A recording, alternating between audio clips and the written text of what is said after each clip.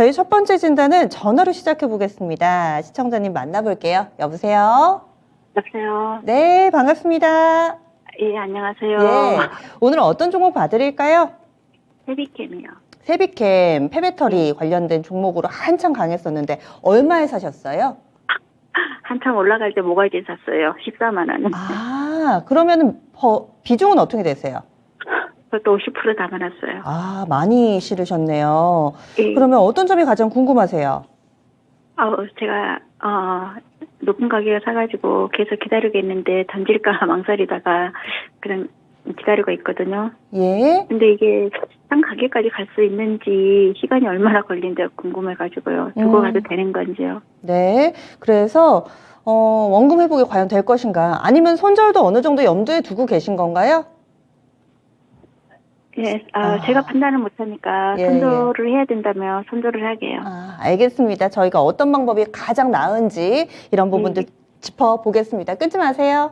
예. 예, 폐배터리가 워낙에 뜨거운 여름, 작년 여름이 정말 뜨거웠었죠. 그러다가 날씨 쌀쌀해지니까 기운을 전혀 못 펴더라고요. 올해 연초도 좀 시큰둥합니다. 어떤 전략이 필요할지 김민준 전문가님 알려주세요. 우선 던질까 좀 높은 데서 사셨다 이렇게 이야기를 하셨는데 제 얼굴 한번 보시고 던지지 마십시오. 네, 먼저 답변부터 말씀드리고 이제 지금 14만 원대 사셨으니까 지금 8만 3천 원이거든요. 얼핏 계산해봐도 지금 40% 넘게 거의 50% 가까이 빠졌죠. 14만 원이니까 7만 원 빼면 한 2, 3% 될 것 같은데 이제 실적이 받치면 안 되는 종목도 아니고 단지 이제 모멘텀이 좀 붙었을 때 이제 기술적인 걸 보고 눌림목에서 21선 조금 밑에서 사신 것 같거든요. 약간 파동 모양을 보고 한 차례 한번 덤벼볼 만하다. 이때 요즘 폐배터리 쪽에 세비캠만 간 건 아니었거든요. 미래나노텍 요즘에 리튬 종목도 하이드로 리튬 정말로 좀 불을 뿜었었는데 요즘에 로봇을 보면 그런 생각이 들거든요. 오늘 코난 테크놀로지라든지 상한가 돌입했는데 그거하고 비슷하다고 보시면 돼요. 우선 부정적인 매도 먼저 맞는 게 나으니까 먼저 말씀을 좀 드리겠습니다. 이 세비캠의 지금 매출액 추이를 좀 보게 되면 영업이익률이 한 20% 정도 좀 넘어가거든요. 올해도 그런 쪽입니다. 22%대 상당히 괜찮고요. 내년에 더 좋아지는 쪽이에요. 근데 내년에 프리미엄은 이제 얼마만큼 갖다 썼느냐로 기결이 좀 돼야 될 것 같은데 이 폐배터리에서 실질적으로 프리미엄을 37배 준다? 저는 이거는 아직은 아니라고 좀 보는 쪽이에요. 실질적으로 여기서 디스플레이나 반도체 업쪽에서 폐산 재활용이라 하는데 여기서 공정 불량이 난 것도 가져오기도 하고요. 폐배터리 쪽, 양극재 공장 중에서 공정 과정에서 불량이 나는 것도 회수로 예사하고요. 정말로 이제 배터리가 오래돼가지고 하는 부분도 빼와가지고 자기들이 사업을 하게 됩니다. 고객사가 굉장히 다양해요. 그 안에 들어가도 좀 전자공시설 들어가 보게 되면 이름은 미공개로 되어 있습니다. 근데 대략적으로 고객사가 6개, 7개 정도. 그러니까 기술력은 어느 정도 분명히 있는 것 같아요. 매출액도 계속 늘어나고 실적도 올라가는 쪽이니까. 그런데 주가가 초반에 이 폐배터리 산업이 이제 진출 시장이 좀 커진다는 생각 때문인지 너무 실적이나 수주 잔고에 비해서 좀 빠르게 갔습니다. 실질적으로 이 회사에 대해서 좋게 보고는 있지만 수주 잔고가 350억 정도거든요. 3분기 기준으로. 작년 3분기 기준으로 350억 정도인데, 이 경제방송에서 다른 데서 제가 방송하는 거 좀 많이 봤거든요. 근데 우리 팩트체크는 정확하게 하는 게 맞습니다. 그거는 2022년 12월 31일까지만 돼 있는 거예요. 2022년 11월 31일까지만 돼 있고, 공시 나온 것 중에 2023년까지 이어지는 것은 한 군데밖에 없습니다. 수주잔고가. 그만큼 지금 수주잔고가 없다는 거예요. 네. 이 세비캠에서 따로 확보해 놓은 게 있는지는 모르겠으나 현재까지는 없다는 거. 그러면 2023년에 지금 됐으니까 한 군데를 확보해 놨고 또 수주잔고 계약을 맺어가지고 늘려가야 되겠죠. 그런데 세비캠 같은 경우가 지금 해외 매출 비중이 또 높냐? 그렇지도 않습니다. 내수가 300억, 해외가 한 47억 정도 됩니다. 그러니까 거의 7대1 비율이에요. 그러면 전형적으로 좀 국내에 의존하고 있다는 거잖아요. 근데도 대단한 건 국내에 의존하게 되면 몇몇의 양극재 업체들 회사가 좀 눈에 탁 보이지 않습니까? 거기에서도 마진 스퀴즈에 걸리지 않고 영업이익률이 20% 넘게 끊어가고 있다. 이러면 기술력 부분은 상당하다는 거거든요. 우리한테 주기만 다오. 폐배터리 우리가 잘 해가지고 폐양극재랑 사업 잘해볼게. 이런 기술력이 있다는 문제인데 아직까지도 내수 비중이 크고 수주 잔고가 많지 않다는 측면은 약점으로 좀 뽑히는 것 같고요. 최근에 CB랑 BW를 같이 했습니다. 전환사채나 신주 인수권 부사채를 같이 발행을 1회 2회를 한 것 같은데 가액이 11만 원이더라고요. 지금 보니까. 그러면 단편적으로 생각해서 11만 원까지 올라갈 수도 있겠지만 프리미엄을 많이 선반영 받았다고 생각하면 가액 조정에 들어갈 공상도 굉장히 큽니다. 그래서 제가 봤을 때는 주가는 바닥이라고 보기에는 조금 힘들어 보입니다. 단지 이제 우리 시청자님이 결정 포인트를 이제 가져가실 때 제가 봤을 때 시간 투자는 좀 하실 수 있을 것 같거든요. 그러면 이 종목이 이제 실적이 없는 종목도 아니고 다시 한번 이제 폐배터리 모멘텀이 언제 붙어줄 수 있을 것이고 내가 그 원하는 단가까지 올 수 있을 것이냐 이제 여기로 주식이 이제 기결되거든요. 결국 숫자 노름으로 기결이 되는데 시간 투자를 이제 하셔야죠. 투자 기간을 좀 길게 잡고 손절로 끊어가지고 40몇 프로를 끊어가지고 이제 예를 들어 뭐 1억이라 하겠습니다. 40몇 프로 손절하면 6천만 원, 5천 얼마 아닙니까?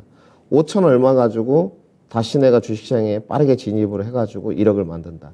그러기에는 손실폭이 너무 크다는 거죠. 그래서 손절로 대응할 시점은 지났다. 이렇게 확실히 좀 답변을 드리고요. 그래서 보유하십시오.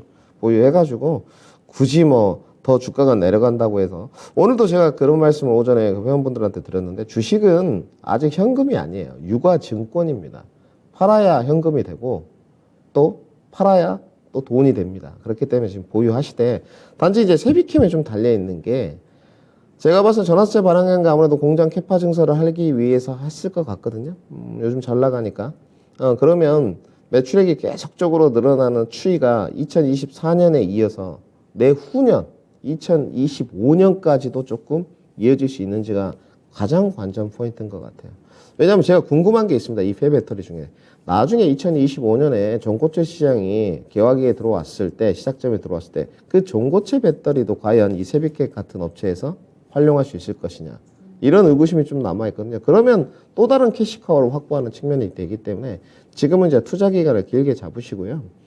지금은 비중이 50%이기 때문에 비중이 더 이상 넘어가도 상관이 없습니다. 실질적으로. 이미 우리 시청자님은 비중 조절에는 뭐 실패했다고 표현하기보다는 과하게 비중을 실으셨어요. 그렇기 때문에 단지 다른 쪽에서 50% 남아있는 비중 중에서 순환매를 좀 빠르게 돌리고 올라올 때마다 정리를 해가지고 가액 조정이 나온다거나 지난번에 저점 찍었던 작년에 6만 5천 원까지 떨어진다면 적극적으로 매수를 해서 비중을 늘리는 수밖에 없어요. 전략적인 접근이 좀 필요할 것 같고요.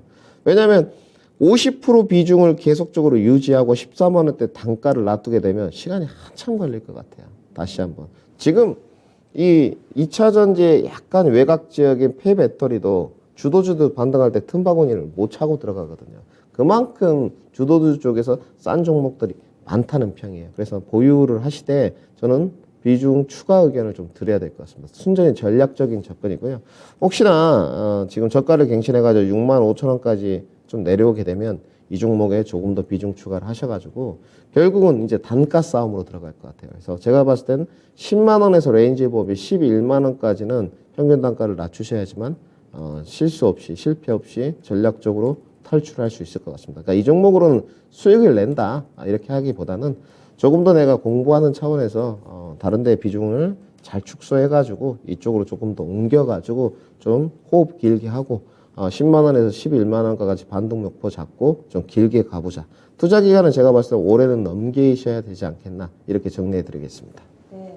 시청자님 보통은 이렇게 비중이 50% 절반 이상 될 경우에는 비중 추가 의견이 잘 안 나오는데요. 이 종목은 그래도 좀 바닥은 잡지 않았나 최대한 저희가 손실 안 내고 나올 수 있는 방법으로 이렇게 비중 확대 의견 드렸습니다.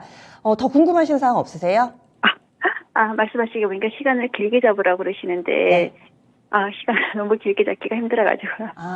시간을 그러면은 시청자님이 생각하시는 기간은 한 어느 정도까지 가능하세요? 한 3, 4개월 정도 생각하면은 3, 4개월. 10만 원 돈이나 나오지 않을까 생각을 했는데 네. 밑으로 더 내려간다 하시니까 6만 5천 원까지 또 내려가신다 하니까 걱정이 더 되네요.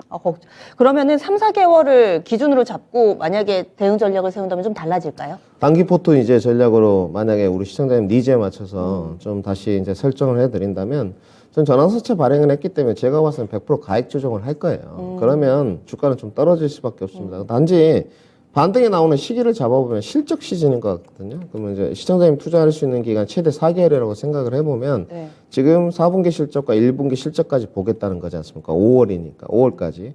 5월까지 봤을 때 세비캠 실적이 안 좋을 것 같지는 않아요. 그때 이제 주가 퍼포먼스가 좋아야 될 것 같은데 그러면 아래로는 지금 제가 봤을 때는 이 종목은 75,000원 이탈 시에는 손절하는 게 맞고요. 손실폭을 좀 줄이는 쪽으로.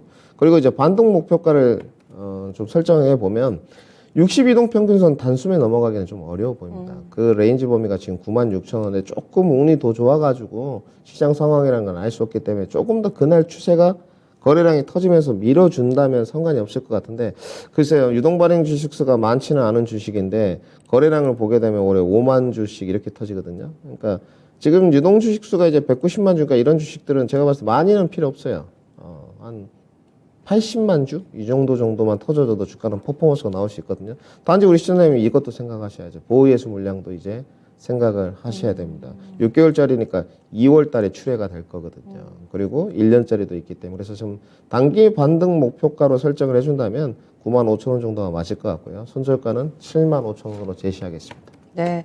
일단 시기적으로는 전환사채 그 가액 조정 부분이랑 2월 달에 보호예수 풀리는 거랑 빠질 수 있는 그런 가능성이 일단은 좀 열려 있다. 이렇게 좀 보시네요. 75,000원 정도에서는 손절, 그리고 반등의 목표치는 95,000원 정도 잡아드리는데 더 궁금하신 사항 없으세요?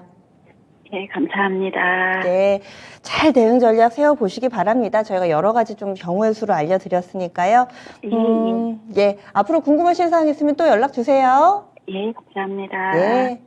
이렇게 해서 세비캠 전략 세워드렸습니다. 여러분들이 생각하시는 목표 주가라든지 아니면 설정해 놓으시는 기간이 있다면은 알려주세요. 이 부분 감안해서 딱 맞게 전략 세워드리도록 하겠습니다.